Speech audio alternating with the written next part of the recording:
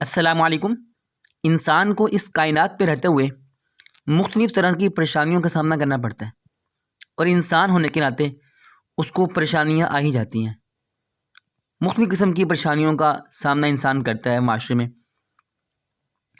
تو جہاں پر اللہ تعالیٰ انسان پر کوئی آزمائش، کوئی پریشانی، کوئی غم ڈالتے ہیں، بھیجتے ہیں، تو اللہ تعالیٰ نے اس غم اور پریشانی سے دور کرنے کے رہنے کے لیے ہمیں دعائیں بھی تلقین فرمائی ہیں۔ تو یہ جو دعا ہے، یہ غم اور پریشانی دور کرنے کی دعا ہے۔ حضرت ابو درداء رضی اللہ تعالیٰ عنہ نے فرمایا کہ جو بندہ بھی 7 مرتبہ یہ دعا پڑھے گا، اللہ تعالیٰ اس کے غم اور پریشانی دور کر دیں گے۔